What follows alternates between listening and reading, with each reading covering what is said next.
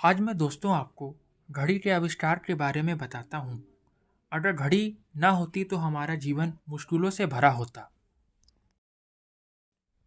कुल मिला के कहा जाए, घड़ी के बिना आधुनिकीकरण की संभव ही नहीं था। क्या आप जानते हैं घड़ी का आविष्कार किसने किया? वर्तमान में इस्तेमाल की जाने वाली घड़ी का निर्माण एक बार में नहीं हुआ। किसी ने घंटी वाली सुई बनाई तो किसी ने मिनट वाली सुई बनाई। आज की दुनिया में सभी लोग घड़ी के हिसाब से चलते हैं। सभी लोग टाइम से सभी काम करते हैं।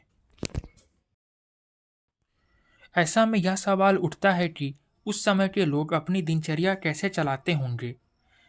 उन्हें समय जानने का आभास हुआ होगा, तब वे लोग सूरज का उगने और डूबने से अंदाजा लगाते होंगे। और प्रागैतिहासिक कालों में मनुष्य ऐसे ही अपना काम करते होंगे। जैसे जैसे इंसानों में बुद्धि का विकास हुआ, समय को मापने की जिज्ञासा उनकी ओर बढ़ती चली गई। ऐसी विधि का प्रचलन प्राचीन कालों से होता आ रहा है। सूर्य के घूमने के कारण किसी पत्थर और लोहे को स्थिर कुकड़ी की परछाई में होने वाला बदलाव के अनुरूप समय का अनुमान पहले लगाया जाता था। पहले सूर्य घड़ी देखकर समय का अनुमान लगाया जाता था, लेकिन यह घड़ी काम नहीं कर पाई। यह भी कहा जाता है कि सूर्य घड़ी समय का अनुमान लगाने वाला पहला आविष्कार था। हालांकि इसमें कमियां थी। फिर दूसरा उपाय तलाशना शुरू हो गया। इसी जरूरत के कारण जल घड़ी का आविष्कार हुआ था, जो कि चीनी और भारतीय लोगों के द्वारा तैयार किया गया था। यह घड़ी आज से लगभग 3000 साल पहले बनाया गया था। भारत में घड़ी को घटिका यंत्र कहा जाता था। हालांकि ये विधि मिस्र, यूनानियों और चीनियों को भी मालूम हो गई थी। जल घड़ी में पात्रों का प्रयोग होता था। एक पात्र में पानी भर दिया जाता था और उसी थाली में छेद कर दिया जाता था। उसमें थोड़ा थोड़ा जल नियंत्रित बूंदों के रूप में नीचे गिरता था। इसी पात्र में गिरे जल को देखकर समय का अनुमान लगाया जाता था। बाद में इसी टेक्निक में जल की जगह बालू का प्रयोग किया जाने लगा। हाइड्रोलिक घड़ी का आविष्कार भी इसी टाइम पे हुआ था। आपको बता दें, ईसा से 3 सदी पहले यूनान के रहने वाले आर्किमिडीज ने बुयांट फोर्सेस की खोज कर ली थी, जिसके बाद उन्होंने हाइड्रोलिक घड़ी का आविष्कार किया था। उन्होंने तैरने वाला इंडिकेटर डाल दिया था बर्तन के साथ और एक मीटर लगा दिया था। फिर जैसे जैसे पानी बर्तन में भरता गया तो मीटर के जरिए समय का पता लगाया जाता था। फिर आपको बता दें कि जल का प्रयोग करके कई देशों में वाटर क्लॉक बनाया गया और बहुत सी जगहों पर इसका प्रयोग करके घंटी भी लगाई गई, जिसका सबूत आज से लगभग 2000 साल पहले प्राचीन यूनान में मिलते हैं। यूनान यानी ग्रीस में पानी से चलने वाली अलार्म घड़ियां यहीं बनाई गई थीं, जिसमें पानी के गिरते स्तर के साथ तय समय में घंटी बज जाया करती थी। ये उस समय का बहुत बड़ा आविष्कार हुआ करता था। फिर 9वीं शताब्दी में इंग्लैंड में अल्फ्रेड मोहन ने मोमबत्ती द्वारा समय के ज्ञान करने की विधि का आविष्कार किया। उन्होंने एक मोमबत्ती पर लंबाई की और समान दूरियों पर चिन्ह दे दिए और फिर मोमबत्ती के जलने पर सभी चिन्ह उसकी लंबाई तक पहुंचने का समय के हिसाब से दर्ज कर लिया जाता था। तो इस प्रकार समय का पता चलता था। आधुनिक घड़ी के आविष्कार के बारे में जानने से पहले यह बताना बहुत ज़रूरी है कि इसका भी आविष्कार एक बार में नहीं हुआ। दरअसल पहले घड़ी की घंटे वाली सुई हुआ करती थी। कुछ समय बाद मिनट वाली सुई और फिर सेकंड वाली सुई आ गई।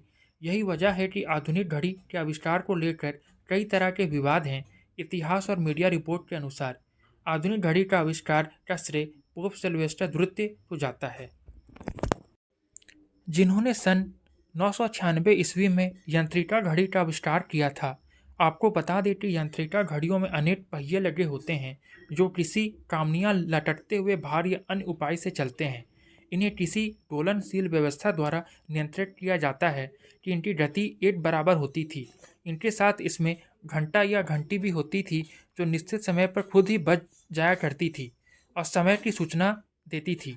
यूरोप में इस घड़ी का प्रयोग 13वीं शताब्दी के मध्य से कई जगह होने लगा। हालांकि इस समय बनी एक घड़ी आज तक की कंप्लीट घड़ी नहीं थी। इसमें ना तो मिनट की सुई थी और ना ही सेकेंड की। आपको बता दें कि इतिहासकारों के मुताबिक सन 1300 ईस्वी में हेनरी डेविटा ने चटरी, डायल और घंटी से निर्देश देने वाली पहली घड़ी बनाई थी, जिसमें भी मिनट और सेकेंड की सुई नहीं थी। आजकल की यांत्रिक घड़ियों को इसी श्रृंखला में संशोधित घड़ियां माना जाता है। 16वीं शताब्दी तक घड़ी जिस रूप में थी वो काफ़ी बड़ी थी।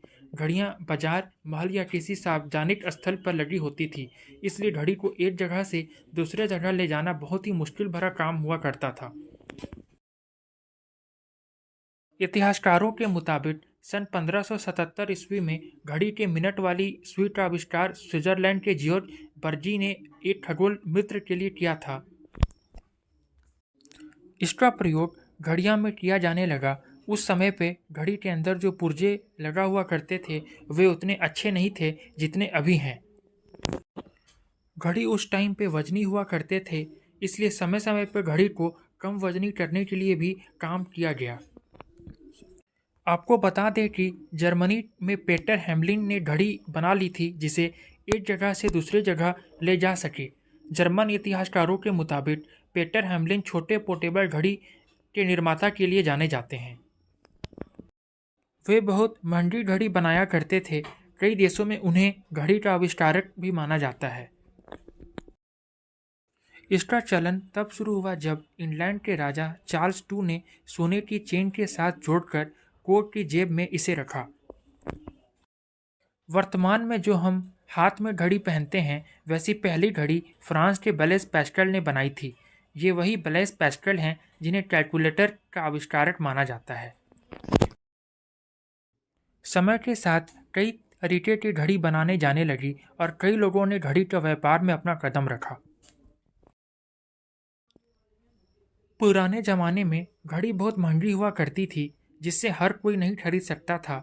इसलिए सभी घड़ी देख सकें तो 1857 ईस्वी में राजाओं ने अपने क्षेत्रों में क्लॉक टावर बनवाया,